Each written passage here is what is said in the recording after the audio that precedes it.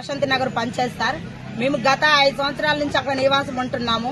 మాకు ఇంతవరకు కలెక్టర్ దగ్గర, పీఓ దగ్గర, అందరి దగ్గరికి వెళ్ళాం. ఆర్డీఆర్ దగ్గరికి, ఎంఆర్ఓ దగ్గరికి, అందరి దగ్గర పోయినాం. కానీ మా సమస్య ఎప్పుడు కూడా అలాగే ఉంటుంది.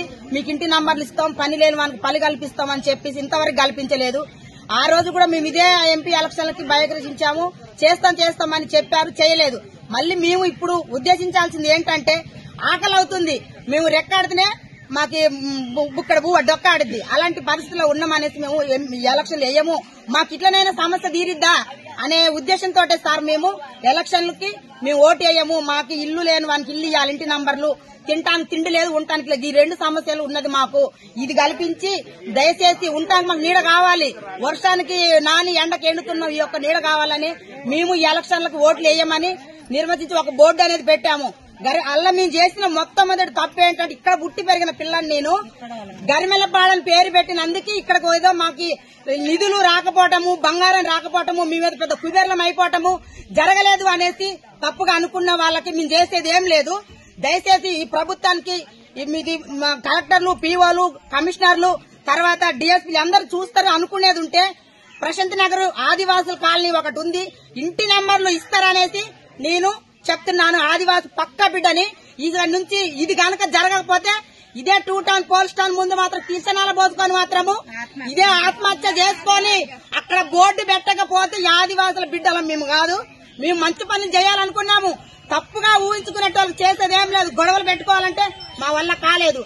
మేము ఇదొక్కటే సార్, దయచేసి మా పనులు కల్పించండి. మేము ఎవరిని ఉద్దేశించట్లేము, ఎవరిని తప్పుగా అనుకోవట్లేము, తప్పుగా నిందించలేదు సార్. మేము తప్పుగా అనుకుంటే చేసేది లేదు. ఆ అధికారులకు కూడా చెప్పాము. ఈ రోజు రెవెన్యూ వాళ్ళు, ఆ ఎంఆర్ఆవు, ఇదే మన సీఐ గారు ఎందుకు వచ్చారు, ఆ బోర్డు ఆడ పెట్టడం వల్ల వచ్చారు. ఇదే ఎలక్షన్ అప్పుడు మేము చేశాం సార్. ఒక్క ఎమ్మెల్యే కాదు కదా, ఒక్కరింత మటుకు రాలేదు. ఈ రోజు ఎలక్షన్ అయితే వచ్చారు. చెప్పే ఛాన్స్ వాళ్ళు ఇవ్వట్లేరు. ఎందుకంటే ఇప్పుడు వాళ్ళ పవర్ వాళ్ళది కాబట్టి ఇవ్వకోకుండా ఎలాగైతే ముయ్యాలని చూస్తారు.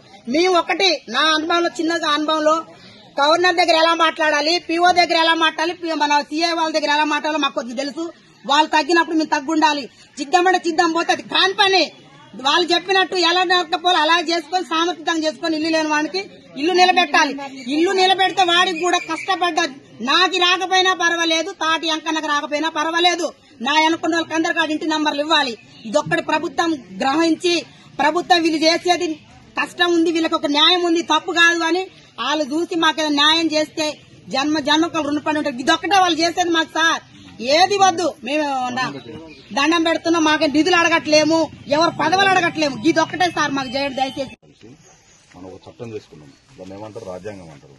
రాజ్యాంగం అనేది సుప్రీం, మనందరికీ తండ్రి లాంటిది. దేశంలో ఉన్న ప్రతి పౌరునికి ఏ పార్టీతో సంబంధం లేదు. రాజ్యాంగం ప్రకారం జరిగే ఎన్నికలు ఇవి.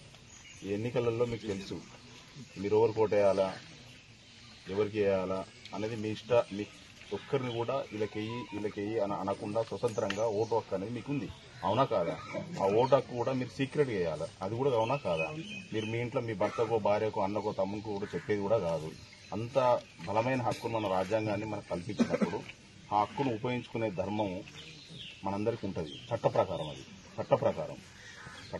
ఆ హక్కును ఉపయోగించుకోవాలి. కానీ ఆ హక్కును ఉపయోగించుకోకుండా అడ్డం పడే ప్రతి వ్యక్తిని కూడా రాజ్యాంగాన్ని ఉల్లంఘించినట్టు అవుతుంది. రాజ్యాంగాన్ని ఉల్లంఘిస్తే ఏ చట్టం ఉంటుంది అనేది కూడా ఇంతకుముందు చెప్పాడు. మీకు ఈవెన్ బెయిల్ కూడా రాదు, జైలు కేర్ అంటే. అది అందరి మీద కాదు, ఎవరి మీద చేస్తామంటే, ఇప్పుడు బ్యానర్ మీద నా పేరు లేదు కదా, నన్ను అట్లే అరెస్ట్ చేస్తాం అనేది కాదు. మీ అందరూ తెలుసు. అట్లాంటి ఏ పోలీస్ డిపార్ట్మెంట్ పనిచేయదు, నేను కూడా పనిచేయదు.